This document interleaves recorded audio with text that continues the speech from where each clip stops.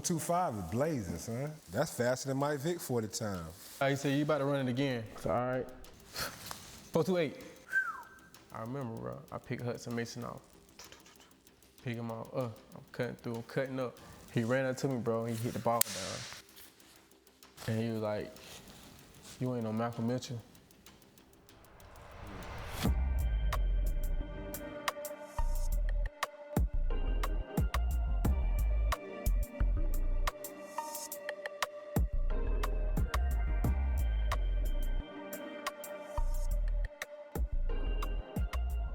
So let's go ahead and get this thing, started off. Rico Johnson, the 478, South Georgia, Swainsboro. Southeast Georgia. Southeast Georgia. My fault. I got family down there. I'm gonna break that down. Yeah, a lot of people get confused. For sure. Of South Georgia and Southeast Georgia. For sure. There's a difference. It's a difference. Yeah. I got family in Waycross, Georgia, so that's South Georgia. I understand how y'all boys get down there, man. And sometimes football, y'all on the way out, right? Most definitely. So let's take us back to that time growing up. Let the people out there know where you from, Southeast Georgia. Just let us know your upbringing, the obstacles you had to, overcome, and how did you, a 3-star recruit, start off at 0 from Swainsboro, Georgia, make it all the way to playing in front of 93,000 at the University of Georgia? Sheesh, 0-star, make it to University of Georgia. I was 0 at first, bro. It's big, it's crazy. But man, originally, bro, a lot of people don't know, bro, but a lot of people do know. Originally, bro, I'm from Atlanta, Georgia, bro. I was born at Grady Memorial Hospital, bro. My grandmother, from a period of time, she stayed on the west side of Atlanta in Overlook Apartments. I stayed on Boulevard, bro, Old Fourth Ward, Angel Avenue to be exact. But I was born to a young mom, bro, a teen mom. My mom had when she was 15, gang. You feel me? So he different. That's major. That's crazy. crazy. When she was 15. So my grandmother actually ended up moving back to Southeast Georgia, down where her mother stayed at, which is my great grandmother, full-blooded Cherokee Indian, to be exact. So my grandmother actually went back. She just knew, like, bro, it wasn't the environment I was supposed to be in. My dad was doing what he was doing. He was big. You big, you feel me? Right. My mom, teen mom, like it's time, like, bro, I'm 4 and 5 years old. I'm in the crib by myself, bro, like, Facts. Like, it was crazy. But we call them, the key under the doormat kid. I mean, you come home from school, you let yourself in, you make your own food, you do your own homework, you check your own homework, and mama be coming in from her second job. Fact. And by all that time, you a key lock kid. Facts. That's how I grew up too. Facts. You see what I'm saying? So not an aspect of the teen mom aspect, but mom dudes had to work 2 jobs. So I had to let myself in, do my own homework, go make some hot dogs, or make some breakfast for dinner. Everybody know how to make pancakes and egg brunch. Oh God! I still like it to this day, boy. It's my favorite. Nah, facts though. You a key lock kid is what we call it. For real, facts. But yeah, man, my grandmother actually, she seen that, hey man, that's not the environment a kid should be in, So she adopted me, bro. So she moved me to Southeast Georgia, which isn't South Georgia. South Georgia is 229. That's like, I say South Georgia like everything like Albany, Valdosta, Waycross, all that down there. I'm 478. So it's Middle Georgia, which is Macon. Then you have 478 Southeast Georgia, which is like close to the port. I'm close to the port, which is Savannah. You feel me? Going down 16. Right. But the county is Emmanuel County. You feel me? But I went to Swainsboro High School, which is the city. Right. I just stayed in the countryside of Emmanuel County, which is the whole city. The city is Swainsboro. Right. So I stayed on the outside, but there was a lot of counties around. Like you had like Lawrence County, which was J.O. from Johnny O'Neal. Johnny O'Neal, shout out Johnny O'Neal, man. We ain't said that name in a long time, man. Shout out Johnny O'Neal, man, my boy. Johnny O'Neal, man. If you ever listen to this, man, we love you, boy. We miss you, boy. Johnny O'Neal. My dog. I'm taking a shot. I'm taking a drink to Johnny O'Neal, man. Need to tap in. Oh God, Johnny O'Neal, tap in with me for sure. Looking for him. For sure. But yeah, you have him. Then you have Flo. He up in Eastman, and then you have Johnson County, which is where Herschel Walker's from, and then you have Truland County. That's the school that I went to before transferring back into my inner city, which is Swainsboro. So I could have went to like maybe 8 different high schools, bro. Right. For real, for real. Right. Yeah. What made you want to go to Swainsboro? To be honest with you, bro, Swainsboro was like when I first moved from, like my grandmother moved me from Atlanta to like down that way. Like when I first found the game of football and I started playing football, I started out in like Swainsboro, like Pop Warner organization, you know? Right. So You just worked your way up. yeah, so like all those guys, like I knew them, you know what I mean? So I was already in that system, and then there was a point in time where I actually went to Swainsboro High School, Swainsboro like elementary, primary school. I went there for like a year, and then my mom got me, then I went back to Atlanta. That's where I really supposed to be coming out in the class of 2012, but I actually came out in your class, 2013. Right, so I ain't go to school 1 year for real, bro. Feel me? Like I was doing a lot of moving, so my grandmother like, hey man, you need to take that class over again, which was first grade, so I did first grade over because I really wasn't at school a lot. So that's very interesting. Moving a lot, bro. I didn't know that. I was all around, bro. I told you I had a young mom, bro. 15. Yeah, facts. For real, bro. Facts. So you from the A, but you moved down to Southeast Georgia. Facts. How's it like growing up? Like, was it a culture shock? Big culture shock coming from what I remember. I remember going down there. I remember the day and the night that I went down there. My granddad, he came and got me. My granddad is really not my real granddad, but he's my real granddad. Right. If that makes sense. Yeah. Only person. Through action. I tell people all the time, blood don't make you family. Come on, man. Coach Reggie Barlow used to always say, how you spell love? He was my head coach for 2 years. Shout out to Reggie Barlow. He the head coach at Tennessee State University. Coach Barlow used to always say, how you spell love? The whole team said L-O-V-E. He said, no, T-I-M-E. That's how you spell love. No, you love what you put time in. So y'all right here saying y'all love football, but you don't put no time in it. Why you lying? Yeah. So I take that into family and friends. You say you love me, then show me through your time. Right. Yeah, so my granddad, man, he my granddad, bro. He taught me everything. Every sport that I know, bro, he kind of taught me. It's crazy because he ain't physically teach me, bro, which is crazy. Right. He visually sat down and taught me through a TV, bro. What sports? Baseball, football. So who's he showing you when it came to baseball? Who's he showing you? The Braves, of course. He's Atlanta, diehard Atlanta. Like whether they losing, they can be 0 and fucking 50. You gonna find a way to watch the Atlanta Braves, the Hawks, and the Falcons. And he used to break it down like, look, this is what we got right here. This how I want you to be. This how you gotta swing that bat. This how you gotta turn two. And what was our favorite number? What? What was our favorite number, bro? Who was our favorite player? 7. Come on, White Vic. This who this is right here. He played quarterback. I really wasn't even interested, bro. I wasn't interested in that shit. I came from, I don't know nothing about this shit, bro. Right. I just came from seeing fiends and apartments and all night time. Like, so you got the swings, boy, and life slowed down a little bit. Yeah, I moved. Life slowed down a little bit. You ain't got all them outside distractions, outside the house. But yeah, man, he came and got me, bro. He took me down, bro. I got down there on a Greyhound bus, bro. A Greyhound bus. I'm thinking I'm going to the west side, you know, to chill with him, but we end up, he's like, pack a bag. I pack a little bag and everything. I get on the Greyhound bus with him. But I'm thinking, because I done rode the MARTA a lot of times, bro, so I'm thinking it's the MARTA. Right. But it's the Greyhound, bro. Greyhound. And I noticed that I don't see lights no more. I see darkness, and that goes from the city to the country. But I know when we get to the bus stop, and I see my grandma, and I just know, oh, it's my grandma. You feel me? I ain't thinking nothing, but that's how I get to South Georgia. Right. So you didn't even know. Yeah. So he taught me the game, and he was like, you know, you should play football. So my grandmother, you know, she always worked in Swainsboro at the hospital up there, which is Emmanuel Medical Center. So she signed me up for rec football, and like my first year, I ain't gonna lie, bro. My first year, bro, I was ass. So what age is this? Cause you know I like to set my time with you. This like what age is this right now? Cause I started playing football at 5. So what age is this right now? This like maybe going into like I'm probably like 6 years old, bro. Six years old. And the first position you played was what? You won't believe it, bro.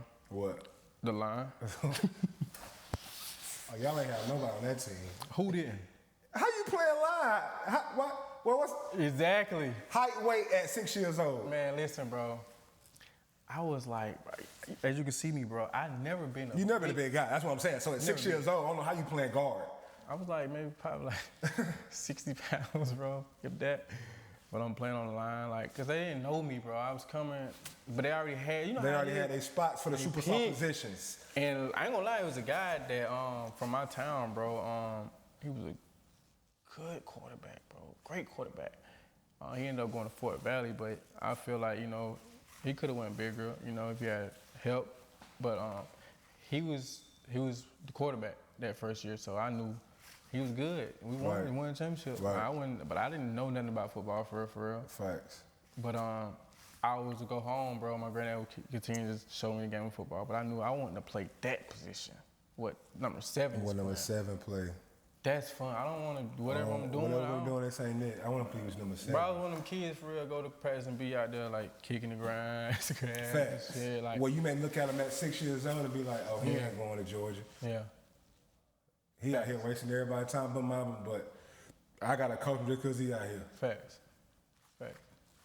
So, man, I just knew, like, bro, I wanted to, if I want to play this, I want to play that position. That looked fun. Okay.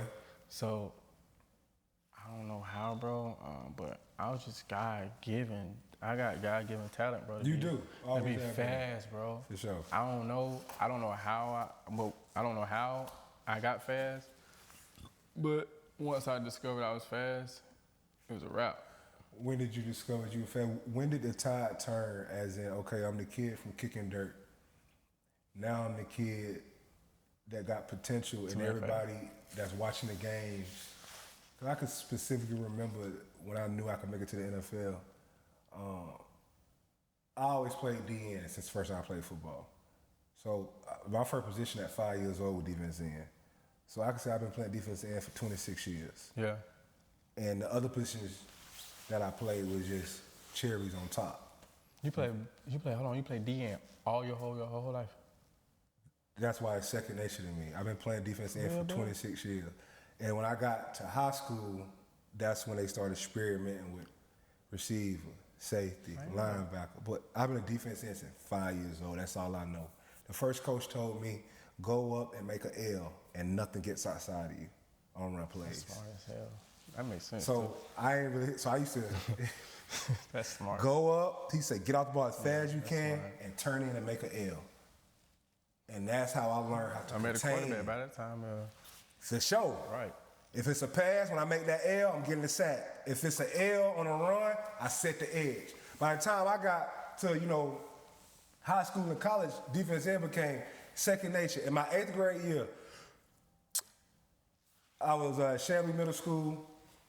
We playing. Hold on, you went to Chamblee all the way through. Cause my mama.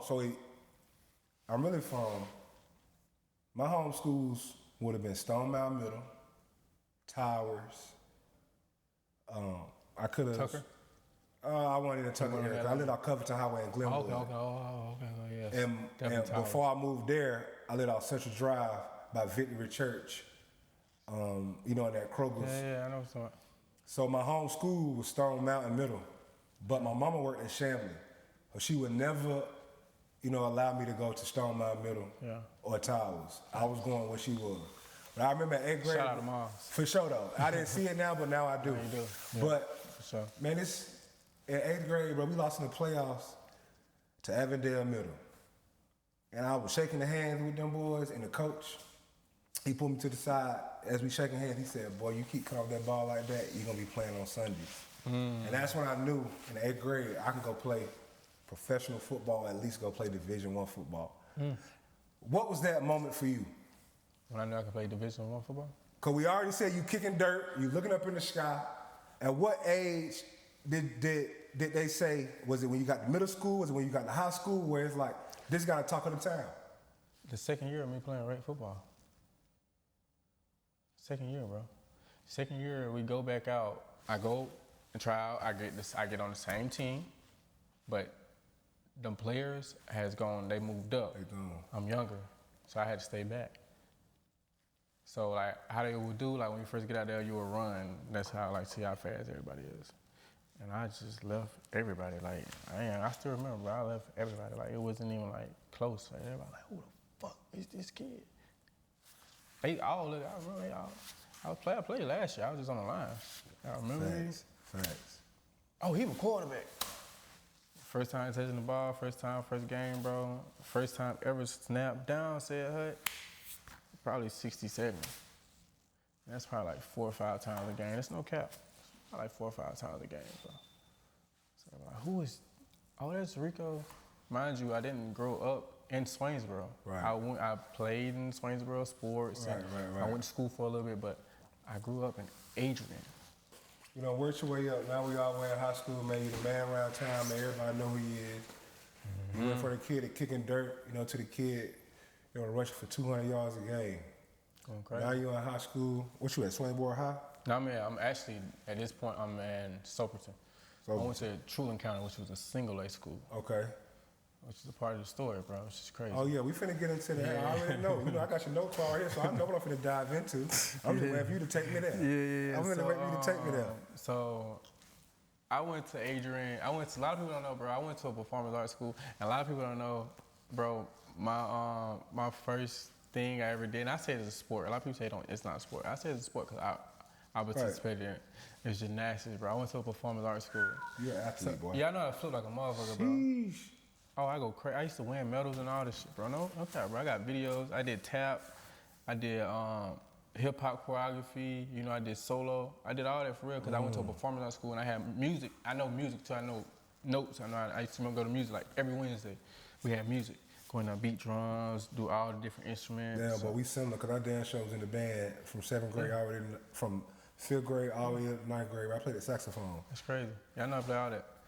But not fluently, but I knew, you know, back then, like, yeah, we go in and do all that. But you give me some time right now, boy, goddamn, you give me about a month. Yeah. You know, with a saxophone person, I get right. Do it. Yeah, for sure. It's like riding a bike. It's just like football, bro. It don't take long to get back in shape. No, it don't at all. That's why I tell people. You know what I'm saying? 2-3 days, man, you gonna swell up like SpongeBob.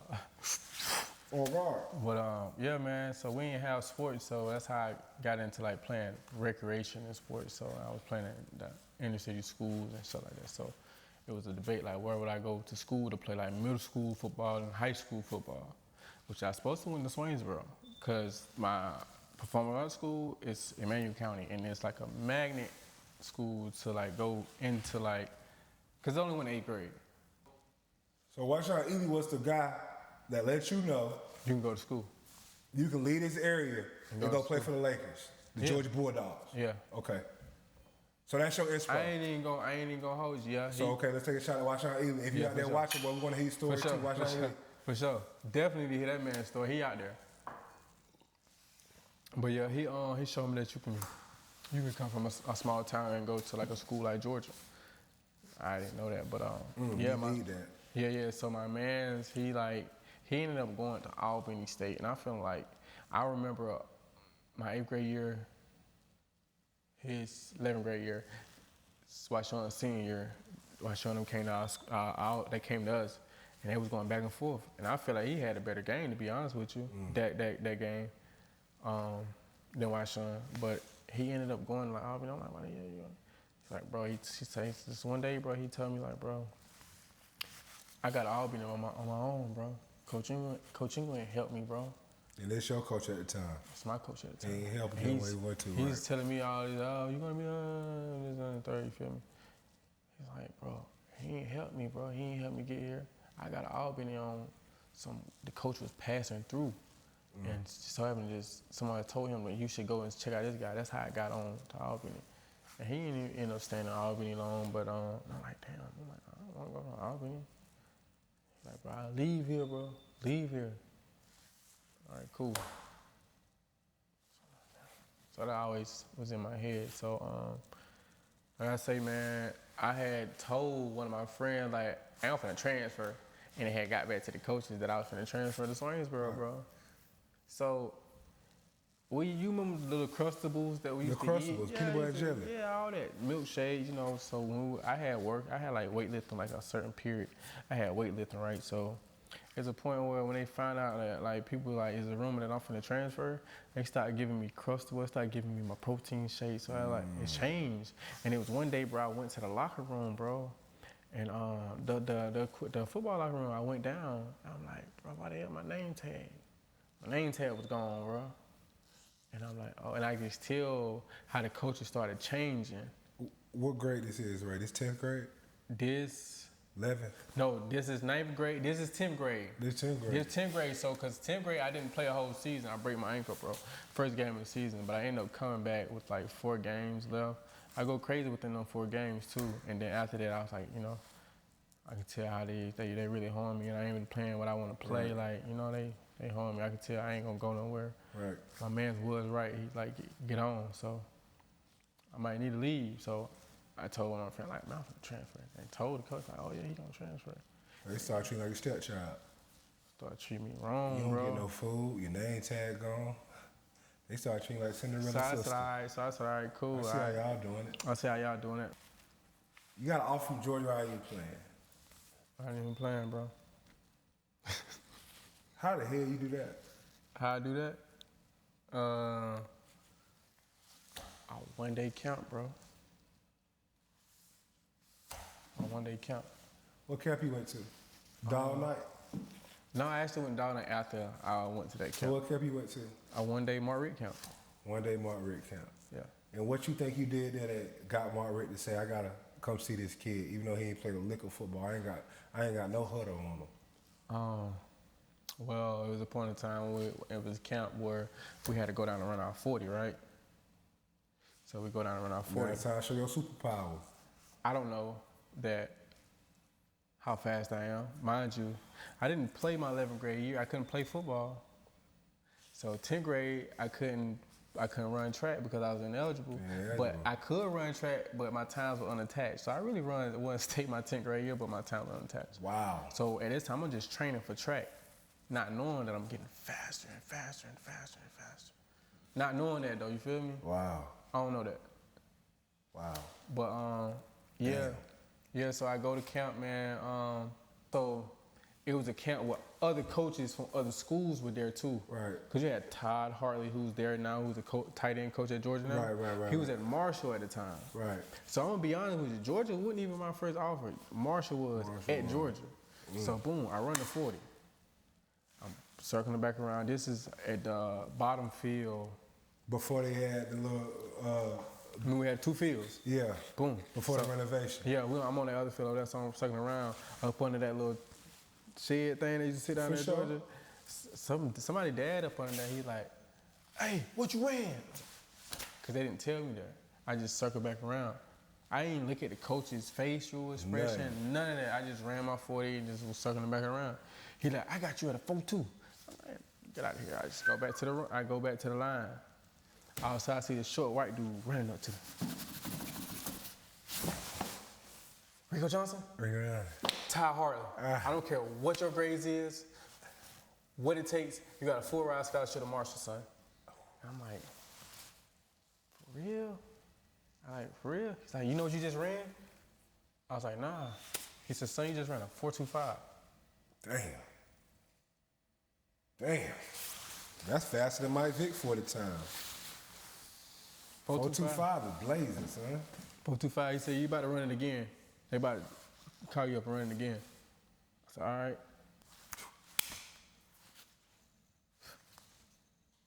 4.28. That boy ran 4.2 back to back.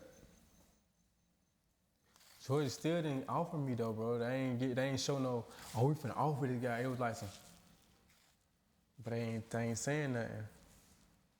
They ain't saying nothing, gang. So I'm like, damn, Marshall, why the hell they ain't offer me? Right. So we go up to the top field now. We transitioned from down and running 40 to the top field. It's one-on-ones, right? Mind you, it's all type of 5-stars there. You got the J.J. Greens, you got the Shaq Wiggins, you got the Trey Matthews, you got Nick Glass, you got the Derrick Henrys, you got the Reuben Fosters. I'm not knowing he Reuben Foster at the time. You got the Terry Godwins. You got, it's a lot. You got the Bryce Ramsey, he was throwing to me. You got a lot of people up there. A lot of 5-stars up there. Ryan Jenkins, he receiver at one time. I think he went to Clemson. Yeah. He went to the same school. Him and Hudson Mason went to school. Yeah, he was there. A lot of people there, bro. But they ain't competing, bro. I want them to compete. That's who I want. They already got their offer. They cool. They already got their offer. They cool. Bro, You getting out of the mud. You ain't got no game film. I ain't got You none gotta of that. kill this field worker. I gotta kill this, but I'm competing. They see me out here busting ass. I'm looking at them like, really, I really want y'all boys out here because I know y'all got the offense. I know if I do go something, crazy, I get that Georgia instead of that Marshall one. yeah. So boom, I'm playing offense and defense at this camp, right? So I think I run like a hitch or some shit, catch it, come back. Ruben on the side, and at the time I didn't know Terry got with Mama on the side. So Ruben on the side, I don't know this Ruben Foster. I just see this big ass dude tatted up. We in high school. I'm not knowing this Ruben Foster. Yeah, facts. I'm not hip at the time, You ain't bro. hip, yeah. He's like, hey, boy, you got offer to George. He gonna probably get in the comments. He's like, hey, boy, you got offer to George. I said, huh? I'm at receiver. He like, boy, you got offer to George. I'm like, I'm looking at him like, What? huh? He said, yeah, boy, you got offer, man. Cause I don't think he's somebody daddy just talking. I'm like, Yeah. do what I do. So, Terry get up. He playing receiver. All right. No disrespect to my man Terry, cause he went to Georgia and did some stuff that I didn't do. All right. Shout out to Terry Garland, man. Shout out to that man, man. Shout out to Terry, bro. But he was a 5-star, 4-star, 5-star. He big name. You feel me? I'm Zero no star. Game tape. I don't know who Terry Garland at the time. I just know he got a hype behind it. But I'm gonna make you sit down by your mama though. Okay. I was just being honest. No disrespect, because he went and did some amazing shit. He's a legend at Georgia. We competing. What hand? He went OBJ. OBJ, that's He my did dog. go OBJ. But hey man, go and, you know, I guess his ankle hurt. I guess so he went to sit down. So Coach Rick, he called me, he was like, Rico, but you know my name? You just ran 4-2, where everybody know your name, boy. Come here. Bryce is about to throw you this post. See can you catch it. All right. Go out there. All right. Bryce slinging this motherfucker. We facing it this time. This is when, you know, we have the glass, but The glass, but well, everybody, what we used to do, the mat drills at. Facts. Bro, Bryce slanging this motherfucker so far. Then when I catch the post, bro, boom, I take like 2 steps, boom, boom. I touch the glass, bounce off, and just jog back. Coach Rick called him back over. He said, hey, how would you like to be a dog? So you got offered on Mark Rick camp for running the 4-2. I won that count, bro. And then they say, go run a fade ball for me. Go run a post. Go run a post for me. Yeah. You ran a post, you ran so fast, y'all ran to the glass. I was running to the glass. But they seen them hamstrings so strong, he done stopped, hit the glass, and came back and tossed the ball back. No cap. You got to offer this kid. No cap. You run 4-2, you catch the fade ball. Offer.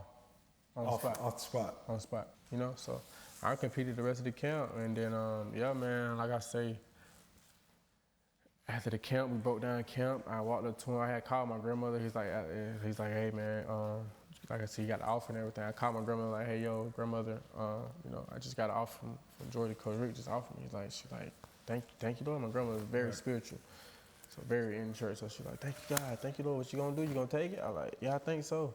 So I walked back up to him, bro, and I was like, hey, Coach Rick, I want to commit to Georgia. And he was like, you sure? I was like, yes, sir.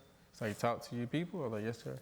Do it, like, man. all right. Let's go. Yeah, he's like, all right, welcome to the family. It's like when I shook his hands, like all them guys, JJ, all them boys ran into me. You know, we used to do the yeet. All them boys started doing that right now. Like, damn, bro, I felt like, you know, it felt good. Home. Yeah, it felt good. So Georgia he always feel like he home. kind of like shouted me out after the camp in front of everybody. He was like, yeah, we got a new commitment today from Mr. Rico. I stood up in front of everybody. And everybody like, Got your first off at Georgia. We had our first playing time against Troy. Lead us up to get into that Troy All-State hands. Lead us up to that moment. You committed. Everybody, they rocking with you. You got offered to Georgia. right, No film, 0 star. Go run 4.29. I run a post. right, I'm that athletic. right, It's undeniable. You got to offer me. right. How you made it to Troy? All right, so Georgia offered me. I commit. Would come up, you know, every other weekend. You know, I used to drive myself up I used to drive myself to camps, by the way, too. Camps, everything. I did a lot of shit myself. Ain't even a lot of people that helped me. You a Q-Lot baby. Yeah. So I would drive myself up, camps, all type of stuff. But yeah, I get up there, I get to Georgia. I actually got to go prep first. I don't go straight in with y'all class. That's why I declassified and came back in with Nick Chubb in class. Yeah. Me, Nick Chubbs, Shadow Fenton, Roquan was on the unofficial, but we was on the official together. Me, Nick Chubbs, and Shadow. My second official. Georgia offered me twice, bro. By the way. So yeah, I go prep. I don't go straight to Georgia with y'all. NCAA disqualified me for like taking like I took too long like classes because I went from like block I went from block to period schedule or from period to block. Either one, it was like it was off. So my senior year, when y'all probably going home chilling, I was taking extra classes like online. But one of the classes I took, bro, so happened to be like a live virtual class, and I didn't do that. I didn't know that. Well, I'm just taking the class, you know. Right. Yeah, I passed it. So at the time, it was a lot of us that was waiting to come in. Me, Uriah LeMay, yeah. KJ, it was a couple of us, bro. And I was like the last one who they like, nah, they ain't gonna accept that one class. So like, you gotta go JUCO. I'm like, bro, what? So that shit kind of broke me, bro. I ain't gonna lie, bro. I went in a dump for like 2-3 days, bro. Like I was hurt because I couldn't go to Georgia. I just worked. I got an offer out there. I got this big name and everything. I can't go to Georgia. Like they want me to go to JUCO. I've heard stories about JUCO, and then at the time, Georgia wanted me to go to Georgia military. Right. What? All the JUCOs in the nation was calling me, blowing me up. I was denying all them folks, bro. I shut myself in the room, bro, for like 2-3 days, bro. Only person I was talking to my grandmother. My grandmother knew what I was going through, bro. That shit hurt it, you feel me? It's like, I just worked so hard, bro, and I can't come in. Like, damn, what I gotta do? So it's just one day I'm just sitting in the room and the coach just hit me up on Facebook, bro, and I answered it, bro, and it just happened. He's like, hey, I'm Coach Michael Carson. I got a prep school first year, blase. You come here and do 6 months, and you go back to Georgia, go back to your original school that you commit to, and you don't lose no years. That's oh yeah, you know years. Like go JUCO, you use 2 years. You may not make it bad, you get hurt. It's all type of stuff. All type of shit. All type of shit can go wrong. So yeah, just come up here and see. Just come up here and see. So I tell Coach Ball, which is the receiver coach. Mind you, I ain't coming to Georgia as a DB. Came in as a receiver.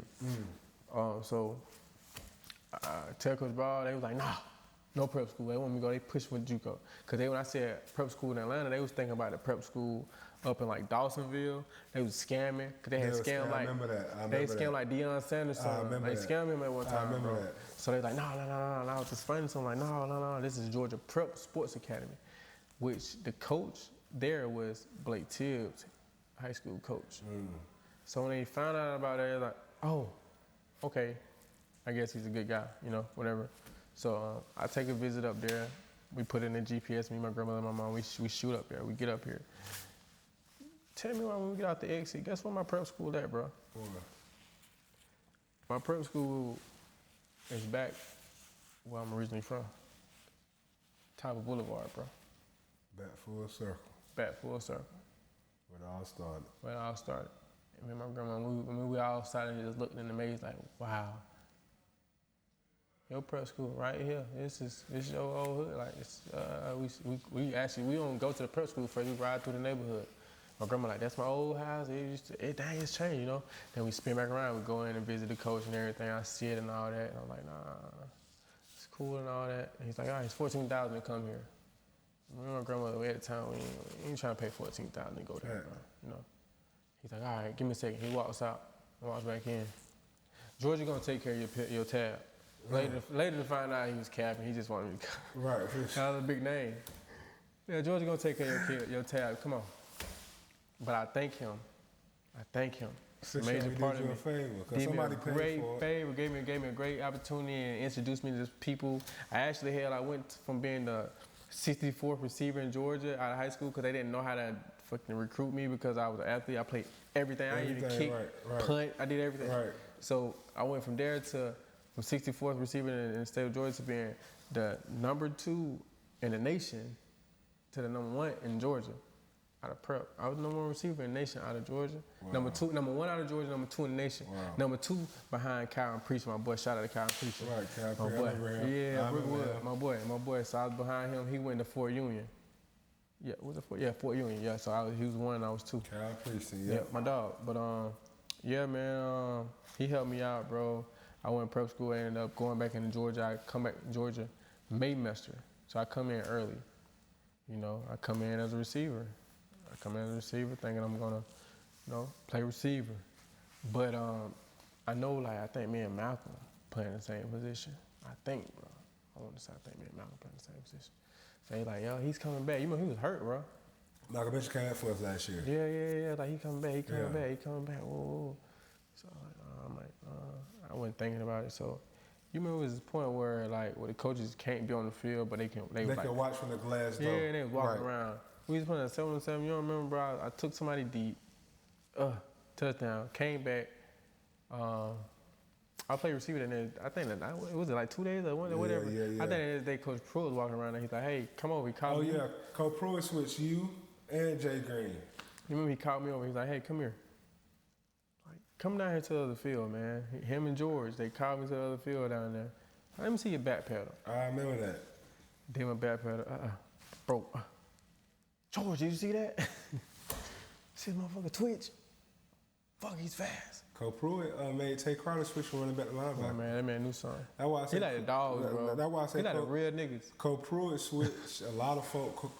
Coach Pruitt, the reason why a lot of your favorite players led to a lot of your favorite players. No cap. He switched Tay Crowder running back to linebacker. Facts. If it weren't for Coach Pruitt, and shout out to my boy Don, it's my brother, it wouldn't be a Dominic Saint, it wouldn't be a ball hawk. If it weren't for Coach Pruitt. Facts, no brainer. Yeah, for sure. That's a 2-star recruit from Tucker High School. So, didn't want him at Georgia. They who? They didn't want him at Georgia. I know. Yeah. I know. But yeah, it's my brother, my dog. Shout out Don Center. I know he want to jump on this show, man. We got time for you, but we're going to bring you on here. Yeah. But yeah, man. So Coach Pruitt like, hey man, come over here. You're a first round draft pick. If you come on and play DB for me, I'm like, you come on and play DB for me, you can start. So like, I'm already talking to the coaches. You're going tomorrow when y'all do 7-on-7 or whatever, you're gonna play defense too.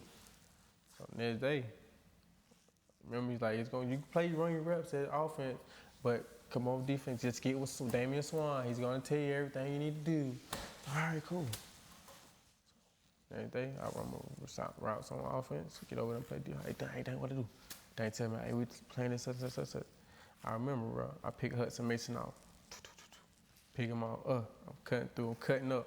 Malcolm out there, he like running through, he doing stuff with it, right? And there's no disrespect to my man, this is my dog, bro. Malcolm, he was like one of the ones that like looking out for me, checking in on me when the situation went on, like the DQ and everything. But I picked him off, and I'm just doing what I'm doing, freestyling, going back the other way. I don't know if you remember, but he ran up to me, bro. He hit the ball down, and he was like, "You ain't no Malcolm Mitchell." I'm like, damn. But I look up to you, you my dog. Like, I thought I just did something fine. Yeah. He like, you ain't no Malcolm Mitchell. Mind you, he did play offense and defense. He played both. Yeah, he did. He ain't no Malcolm Mitchell. It's athletic pride. It is, bro. He gave me a look like, nigga, I don't fuck with you. Oh, God. But later, just to know that it's just competitive. That's competitive nature. Which it made me, okay, I don't even want to play offense. I want to play defense. I want to play against you. Lock you up. Yeah. So I switched to defense. That's how I get the defense.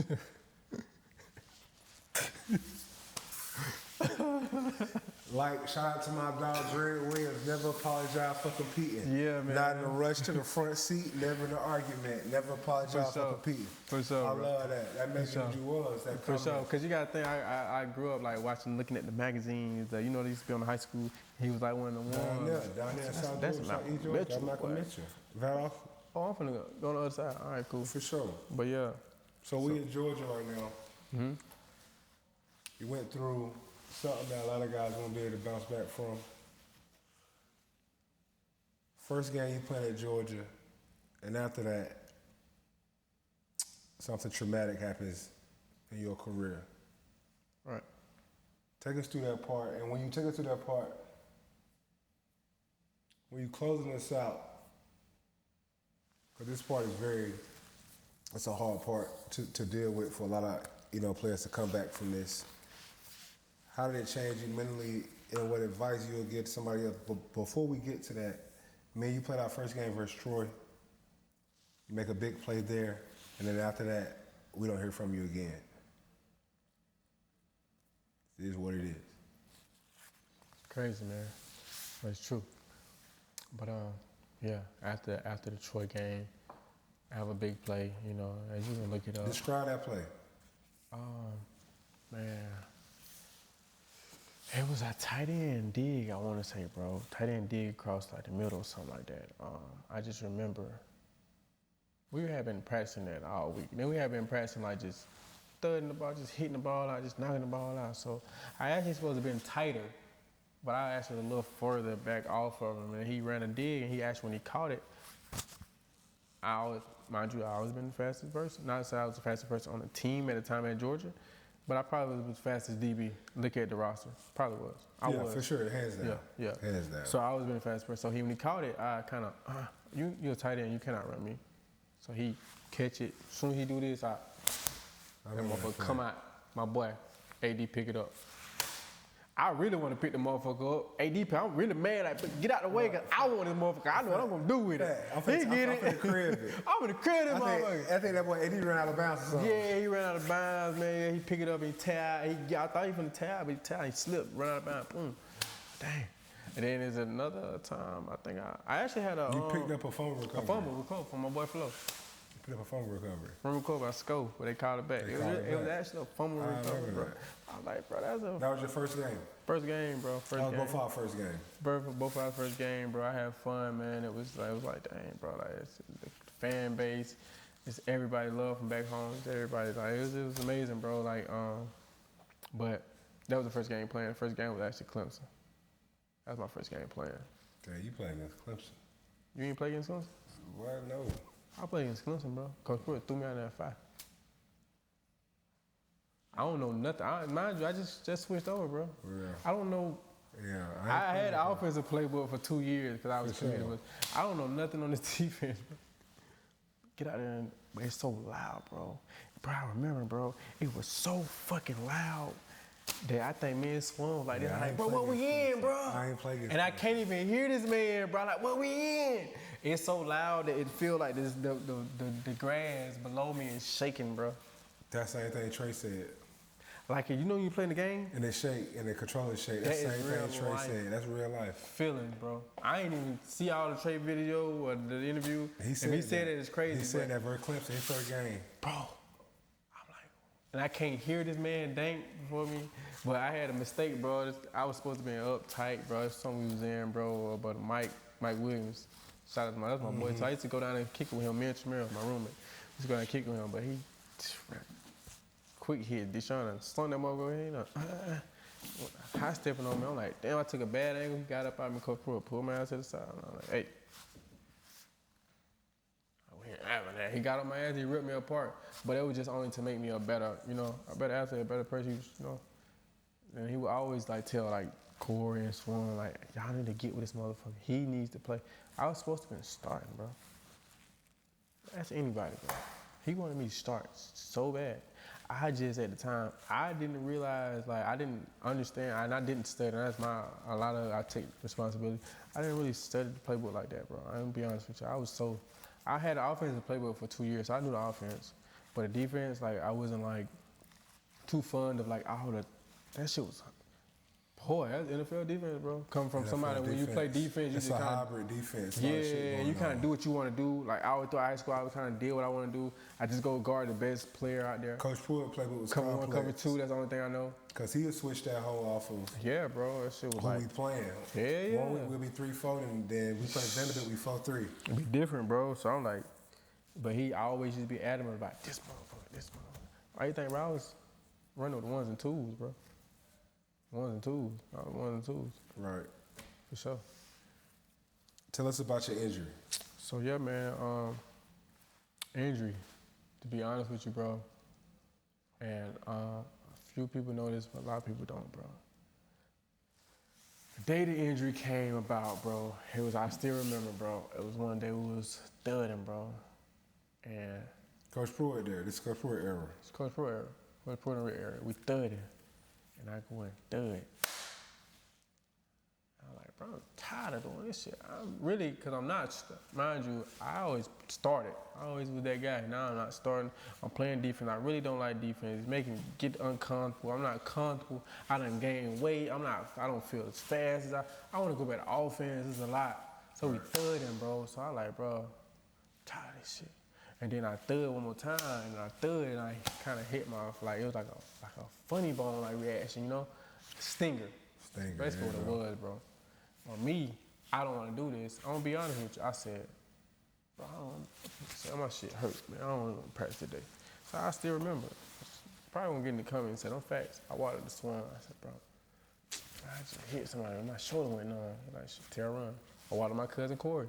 Mind you, I had found out me and Corey was cousins. Corey Moore. Right. Shout out to Corey. Big support of me, behind me too. But I'm like, Corey, my shoulder went numb. I mean, tear run, man. Tear run. Go sit out, Corey. Shit. So I tear run, like, hey, my shoulder. All right, sit out. So I sit out. So next week, we go to some hospital downtown, somewhere over there, where we used to go to all the time. Do a scan and everything, they don't find nothing. I'm thinking this week, I'm gonna go to practice. Like, I'm good. I feel fine, bro. Good. Next week, we'll sit you out one more week. All right, cool. Go to another visit. This visit, it was, you got C4, C5s, if you get hit one more time, you'll be paralyzed. This, that, and the third. I remember this. Yeah. So I'm not Methodist. Yeah. So I'm not understanding what's going on at the time. I'm like, huh? Paralyzed. I get hit one. I feel fine. I can jump, run, I can do all this. I'm chilling with y'all every day. What are you talking about? Still don't get it. So I was like, yeah. Wait out. Next week, it's like, we're gonna DQ you. I don't even know what the hell DQ is at the time, bro. This had my pay grade. What is this? So he write the thing up, I read it, but I'm still not like, I understand it, but it's not registering at the time. But I could be done playing football forever. Forever. I've been playing since I was 6 years old. Facts. You tell me I'm gonna stop. That's the reason why I'm here. What I'm gonna do now? So you write this whole thing up, and I ain't gonna lie to you, I didn't even read up the whole thing, bro. But it put out, when I go back and look at it, it put out like I was fucking about to die. Like, if I got hit one more time, I'd be paralyzed. What happened to your neck? Nothing. In a fast way to explain it, not a doctor way, the way you could break it down. You say you could have died. What was wrong with your neck? In the way you can explain it to them. That's what they put in the media. But you don't believe it was like that. It wasn't. That was just to save the university, bro. It was a stinger. It was a stinger. I had, what basically was a Bojan disc. What I had, you had in your disc. I probably got one now.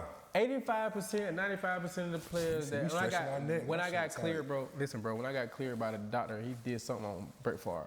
Shout out to my prep school coach. He the one got me linked up with him. Jeff Tribe. He the one cleared me. He gave me antibiotic steroids. I was on there for like 2 months, bro, and I got cleared. It was out of my system, bro. It's like a Bojan. I had fluid in my C4 and C5. So what you saying right now is you went and got a second opinion. The second opinion said, yeah, you got something going on, but it ain't what they said it is. It ain't it's fluid. endocardial. You got fluid in your C4 and C5. It's in most common athletes that do contact every sports. day. But Georgia making it seem like you can't play no more because why you think they trying to do what? Save yourself. They trying to take your scholarship to give to somebody else? Save themselves, save the university. So if save themselves in which way though? So if something were to happen to me, say if I sue, like how y'all didn't tell me, same thing. So to protect themselves from being sued, they just that's how I feel. That's how I feel. This me play devil's advocate for entertainment purposes. Yeah. But what they saying right now is your neck is so bad that if you go out there, if we clear you, you play again, you get hurt, and you may sue us, we're gonna protect ourselves. So before we even give you the opportunity to get back on the field, we're gonna DQ you. We're gonna DQ you. But you still can go to school here. You still a student. You're still a student athlete. You just can't participate in contact sports. Well, you ain't a student athlete. You're a student. You're a student. You feel me? But we're gonna make you a GA. I do remember that. Everybody come to Georgia, you know, GA. If I want to be a GA, I'll come back at 31 to be a GA. You think I'm finna come here and build Uncle Tom to my bros who I'm finna go leave practice, and we finna go to the spot? To the same spot, doing something like we was playing, it don't even feel right, and they don't even take me as serious. So you feel like Georgia did you dirty in that aspect? Did me? Did they? I feel it did, but it's cool. It ain't no feel. It don't feel. Before we get to the part, because it's cool, because you live in life now, how did that make you feel as a DQ athlete? You got a second opinion, you got cleared, but Georgia trying to make it like it's a death sentence. A death sentence. I'm like, damn. When I, realized how serious everything was, and I'm seeing the media and put out, I'm getting all this sorrow. I'm like, why the fuck people feeling sorry for me, bro? I'm not paralyzed. I'm not handicapped. I'm still out here doing everything every day, doing, my regular life. Like why everybody don't stop doing that? So it kind of took me into like a depression stage, but it took me somewhere I didn't want to go. It took me somewhere I didn't want to go. No, I remember that. It took me somewhere I didn't want to go, bro. It really did. I remember that. I remember you had changed as a person. Yeah, bro. For sure. As far as mostly as far as your energy, everything, as far as your cosmetic, right, energy. I started even doing stuff that I wasn't supposed to be doing. Right. I'm in Atlanta every day in the red zone when I wasn't supposed to be there. But I was supposed to be at Rankin and study hall, bro. But your mind just so far gone. I'm so gone, bro. I'm just. How did that make you feel now? You back on Georgia. You were a Georgia boy. You went to Georgia. At the end of the day, you played for the Lakers. Right. You got mainly DQ, and the way the story go, like I say, your only game was really, Troy and Clemson. So that's it, bro. That story never really got to redo itself. Never got as you look back at it right big now. What if? Big what if. The same way I told Shaq, it's like a ghost, walking through a hotel. What could have been, in this guy's life. You know what I'm saying? Like, I look at Shaq Wiggins' situation, a guy that started as a true freshman, he got kicked out, he never get a chance in the league. I look at you, Coach Pruitt come in, he just left for national championship at Florida State. Right. He see guys, he see you. This guy's a 1 or 2. At Bama. So you was a player that ran 4.2 flat or damn near, and you get a melly DQ.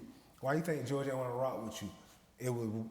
Do you think it was just protecting them, or were they trying to clear scholarships for the people that came in, after you? The Rico McGraw, D'Angelo Gibbs, the XYZ DeAndre Bakers. Yeah, most definitely both, because reason why I say both, simply because it was like to protect themselves. Coach Pruitt actually was pushing. He needed a second opinion.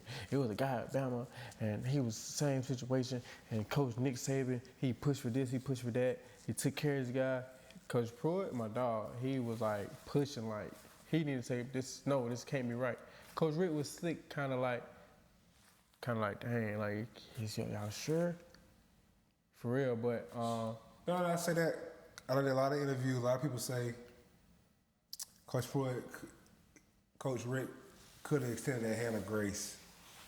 And then I just did a Josh Harvey Clemens, interview. He said Coach Rick could have extended that hand of grace, but he just was trying to get certain guys up out of there. It was. Do you think the way you perceived yourself and the way that he perceived you, that this injury was a way to do what he did to the rest of the guys that got him up out of there? Most definitely, bro, because when that happened, like I say, that happened. It came to a point where all right, I'm a DQ. All right, I'm still on the team, but I can't participate. So you better have a scholarship, so I give a scholarship to somebody else. I give you a scholarship to somebody else. All right, I go to all the away games, all the home games, but away games, y'all not there. I can't go. So what the fuck I do? That's why I'm here. So you know what I do? I'm doing what I don't supposed to be doing. Going to Atlanta. Doing shit that I'm supposed to be doing, bro. It's like forcing me, I can't go to the game. Damn, y'all making me feel like not even a part. And then they moving me roommates. They moving me from my roommate who play on the team to a roommate that don't play on the team no more. So you can't even influence his mind. It's y'all push me away. Then, not only that, the fucker started drug testing me, gang. I'm not even playing. Why am I getting drug tested, bro? For marijuana when I'm already going through something mentally that I may need to lean. And y'all not helping me with this shit, bro. You feel me? Y'all not helping me. Y'all just put me to the side. Y'all put me with a roommate that don't play football. I don't go to away games. My roommate don't play. He another guy that's probably a walk-on or don't play. So now we feel like we exiled, and now you drug testing me. And now my one doctor saying I can't play, y'all doctor saying I can't play. It's like you trying to get me up out of here. Trying to get me up out of here. So all right, cool. Do my research. Oh, my OG, who I've been knowing since 11th grade. I used to come up and watch him. He used to sit in the room after the game. I used to drive myself. Mind you, I used to drive myself up. Jarvis Jones, he had the same injury. USC before transferring out and coming to Georgia.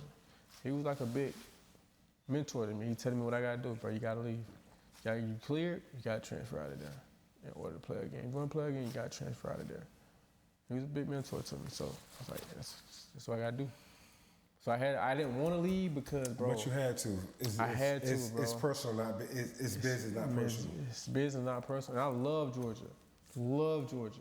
I was just at Georgia game, the Georgia and Bama game on the sideline, bro. Me, Quavo, me, Dom got all that. Yeah, I was just, I loved them.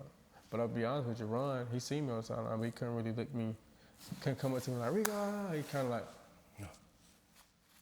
But it's no respect, no disrespect. No, my boy Jonas, he sure. showed me how great hospitality. Shout out to Jonas, man. Shout out to Jonas, dog. Shout out to Jonas.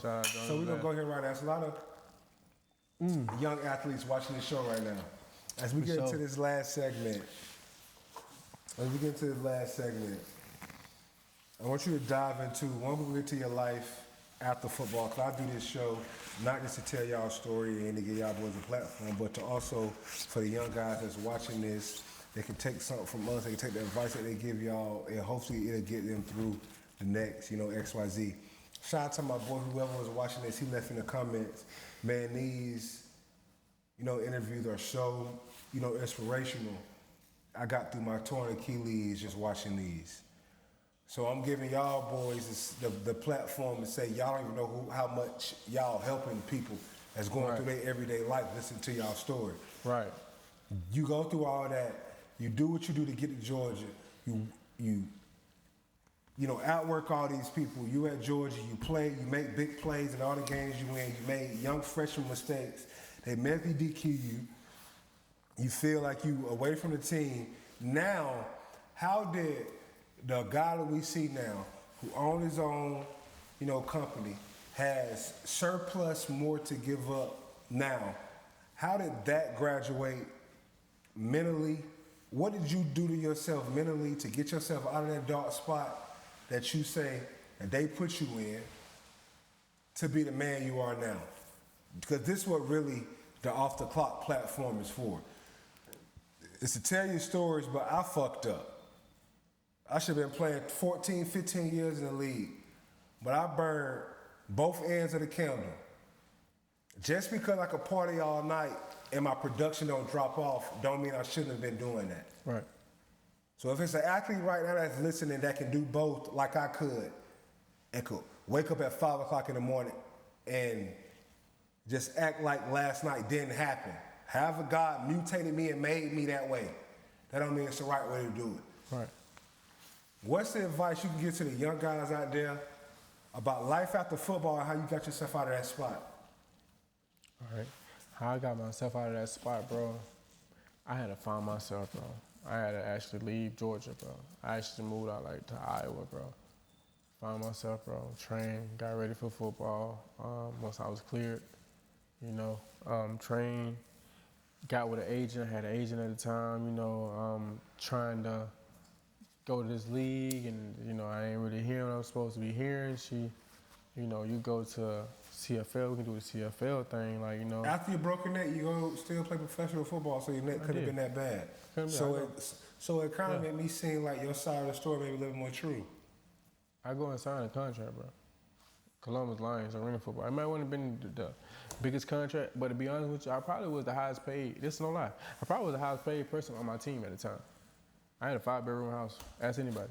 Me, Shadow, Dominic Sanders, Reggie Wilkinson, we all stayed in that house. I had a 5-bedroom house. I had a Range Rover, bro. So your neck was okay to play professional football? It was okay. So somebody lying. Is it true or is it them? I'll leave the audience to judge. I only retired because after that I told my label was, I got an ankle in my shoulder right now. I told my label, so I was like, nah, I'm done with football. Even though I had more contracts after I got surgery and all that to go play again, but I was like, nah, I'm done. I need to find something else. But yeah, man, it took me to actually, I just going through life, bro. I don't call what I go through as losses. I go through them as lessons. It was just building me, God, this how I say it, bro. I put it like this. God, he give his toughest battles to his strongest soldiers, bro. And I feel like I'm one of his strongest soldiers. He put me here for a purpose, and my purpose And what is, you go through not for you, for somebody else. That's why this platform here. Yeah. So it's like, bro, I had to really find myself, and I had to look myself. I had to really look in, because a lot of dudes are like stuck on ego, and they can't admit their wrongs. I can admit my wrongs.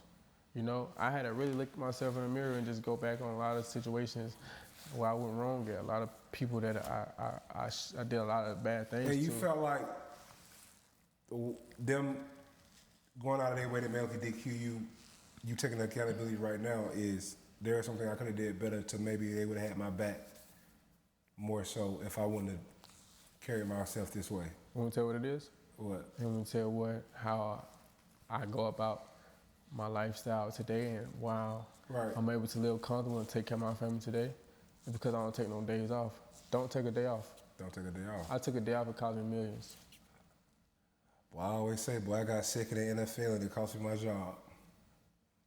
I took a day off. And I want to play hurt today. My shoulder. It's numb. And my OG. That cost me my career game. Bruh, nah, facts. I'm just being honest. Don't take no days off. My bro. OG in the league told me the NFL is so competitive and it's in the 0.00.1% that you ain't even got time to be sick. Don't take no days off, bro. If you got the wheels, if you can get up and these motherfuckers here work and them down there work, go. That's your advice to the youth. What? Give me your advice to the youth. My in 15 advice to the seconds. youth, man. All it takes is one yes, bro. You can hit a million no's.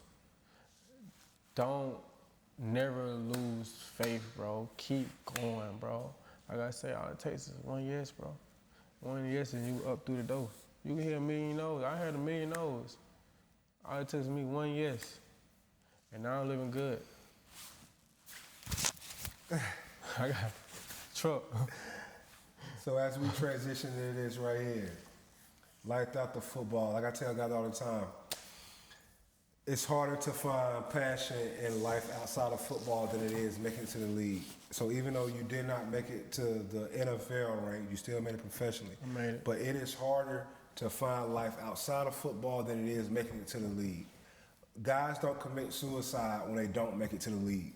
Guys commit suicide when they can't find their life after football. So that let me know right now that it's harder to find life outside of football than it really is to make it in the league. And you're right. You've overcame the mental, anguish. Right.